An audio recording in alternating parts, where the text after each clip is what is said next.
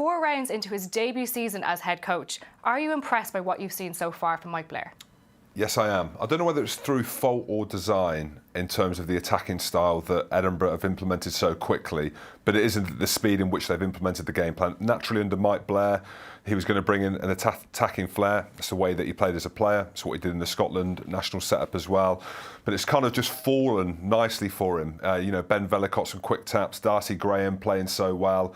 The foundations of that Edinburgh side were built obviously by Richard Cockrell around the scrum and the line-out, which has faltered a little bit in a kicking game. And the real evolution for the Edinburgh team under Mike Blair was their attacking play, and they've scored some fantastic tries in the first 4 games.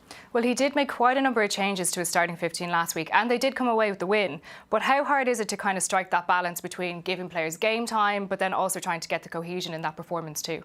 Yeah, well, we were in Edinburgh last weekend for their game against the Bulls, and I asked him, I said, how tough is it to kind of manage the squad? Ben Vellicott got player of the match in the first 2 games, and he was rotated out for Charlie Shield to come in arguably a must-win game. So we asked him about it, and he said, as a head coach, it's probably the toughest thing. He'll know what it's like as a player, trying to stay motivated when you're on the bench or not in the squad, and he's managing it really well. And he knows that where Edinburgh were and where they are now, that players need game time because of the injuries and everything that goes around that. And they've got a block now of rest, and players need game time in this first block of 5 games.